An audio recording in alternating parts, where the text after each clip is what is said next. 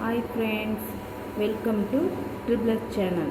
இன்னைக்கு நம்ம சேனல்ல பார்க்க போறது வெல்லம் பாகு, அதாவது அதிரசத்துக்கு வெல்லம் பாகு எடுப்பது எப்படி பார்க்க போறோம். வாங்க friends ஃபர்ஸ்ட் அடுப்பு பற்ற வச்சுட்டு நம்ம எந்த பாத்திரத்தில் பாகு எடுக்க போகிறோமோ அந்த பாத்திரத்தை வச்சுட்டு அதில் தேவையானது தண்ணி ஊற்றுக்கணும். இப்போ பார்த்தீங்கன்னா நம்ம ஆல்ரெடி மாவு எல்லாம் அரைச்சி வச்சுக்கிட்டாங்க. அது எப்படின்னா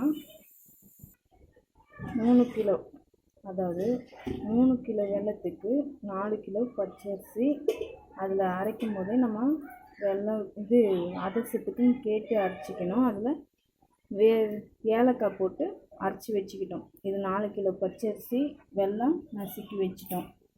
இப்போ பாகு எடுக்கிறத பார்க்கலாம்.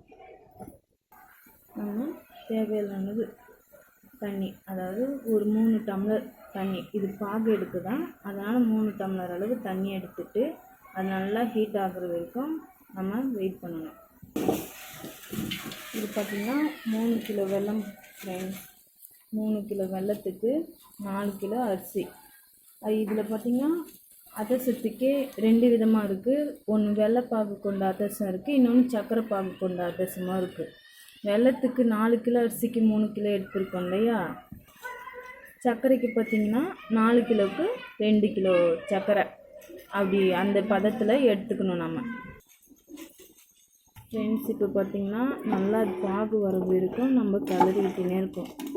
கிளறி விட்டுக்கினே இருந்தால் தான் நல்லா பாகு வரும். பாகு பதம் வந்தால் தான் நம்ம இந்த பாகு பதம் வர வரைக்கும் நம்ம கிளறி விட்டுனே இருக்கணும். பாகு பதம் வந்தால் தான் நம்மளுக்கு அதிரசம் நல்லா அழகாக வரும், நல்லா உதிராமல் வரும் ஃப்ரெண்ட்ஸ். இப்போ பார்த்திங்கன்னா வெல்லம்லாம் கரைஞ்சி பாருங்கள், அது கலர் மாறி வருது பாருங்கள்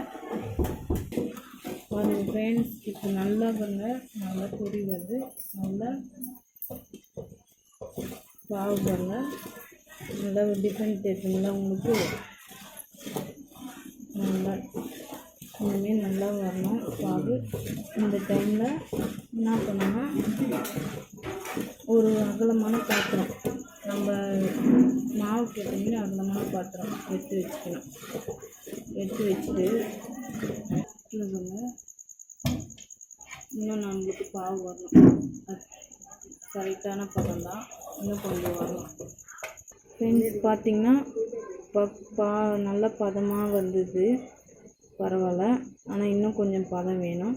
இப்போ பார்த்திங்கன்னா ஃப்ரெண்ட்ஸ், இந்த வெள்ளை பாகாக இருந்தாலும் சரி, சர்க்கரை பாகாக இருந்தாலும் சரி, கொஞ்சம் நம்ம பார்த்து தான் ஹேண்டில் பண்ணணும். ஏன்னு பார்த்திங்கன்னா இதெல்லாம் கொஞ்சம் நம்ம மேலே பட்டாலும் ஜஸ்ட்டு தெரிச்சாலே போதும், ரொம்ப கொப்பளமாயிடும்.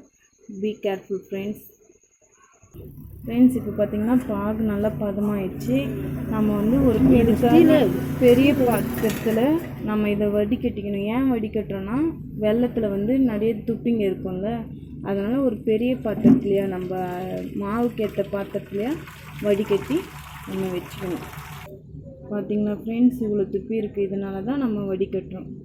இப்போ வடிகட்டின அந்த பாவு இருக்குதுங்களா, அதை நம்ம பாத்திரம் மாற்றணும்ல, அதை எடுத்து நம்ம அடுப்பில் வச்சு இப்போ இதில் மாவு கொட்டி நம்ம நல்லா பதமாக கிளறணும். எவ்வளோ அழகாக கிளறணுமோ, அதாவது இது ரெண்டுமே கரெக்டான மிக்சிங்கில் கிளறணும். அப்படி கிளறினா தான் நம்மளுக்கு ரெண்டுமே கரெக்டாக வரும்.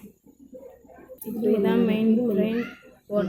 இதுக்கு ஒருத்தர் கிளறிக்கின்னு ஒருத்தர் மாவை தூவினா தான் கரெக்டாக வரும் அந்த பக்குவம்.